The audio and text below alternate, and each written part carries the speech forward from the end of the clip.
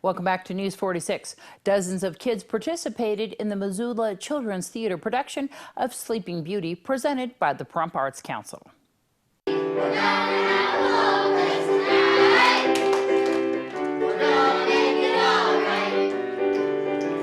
have several plays written that we take all over the country. We're up to over 40 or so right now, and they're written, blocked out, all that stuff back in Missoula, and then we come to town and basically teach it to the kids, have them put it up on stage. And the great part about the job is seeing the kids kind of put their own spin on it, do their own stuff on stage. So yeah, the kids are doing Sleeping Beauty. Our spin on it is it's kind of 1950s infused.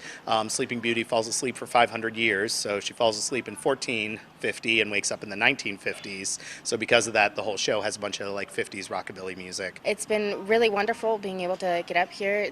A little difficult trying to get into character, but everybody around here is so amazing. It's a wonderful thing. Yeah. So how is the pressure? You have auditions on Monday and then all of a sudden you're doing this.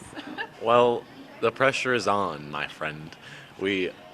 I mean, between all the extra stuff that I'm doing at school already and memorizing the lines and just having to memorize all of my stuff before the performance on Saturday, it's pretty intense.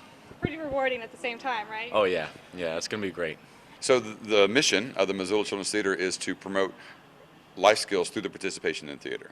And so we bring the kids in, we cast them locally, they perform the show at the end of the week, something they've learned, and they put together a full 1-hour musical production. And then they perform at 2 o'clock, 5 o'clock on Saturday. We move on to the next town, and we have left them with these skills that they'll carry on through the rest of their lives. And let's join Jennifer Mutz with Weekend Sports. Weekend Sports is brought to you by Wolfenstein Construction. Super Bowl 50 is in eyesight, but only after a very intense game by the Denver Broncos and the New England Patriots yesterday evening.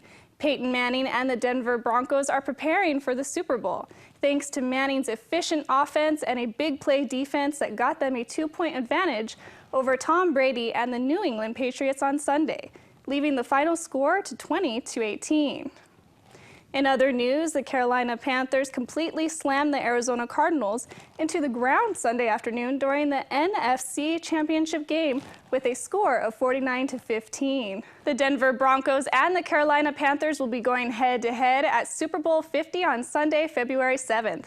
The big game is going to be held for the first time at Levi Stadium in Santa Clara, California, after the stadium opened in 2014.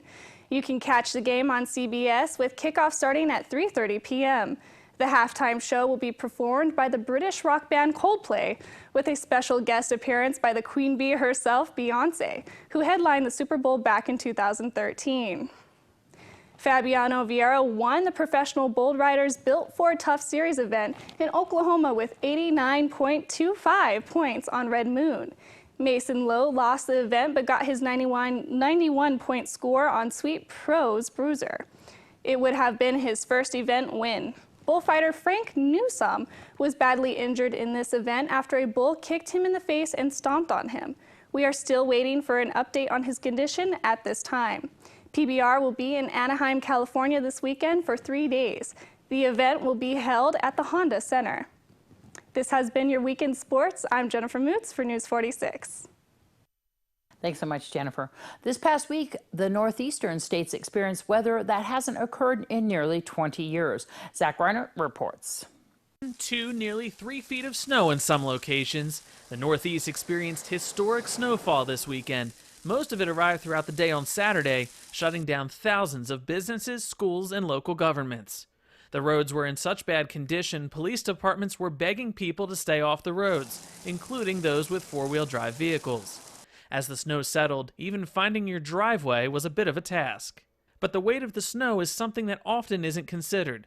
This supermarket in Gilbertsville, Pennsylvania experienced significant exterior damage from snow sliding off the roof. Calvary Fellowship, a church in Downingtown, Pennsylvania, felt the worst of it when the chapel roof came crashing down. Thankfully, there were no injuries and church services will be continuing as usual in other parts of the building. But for many, it was an opportunity to have fun that they haven't had since the blizzard of '96. Casey Neistat on YouTube out of New York City took snowboarding to a whole new level on the shut-down roads. New That is, until NYPD came along. Now, as for today, it's still an icy mess. Many roads are shut down and most schools are closed. I talked to Noah Began here at News 46, and for those of us here in southern Nevada, very little chance of snow unless you're in a higher elevation, and definitely nothing like this. Zach Reiner, News 46. Thanks so much, Zach. Well, when we return, we're going to have your weather here with Noah Began.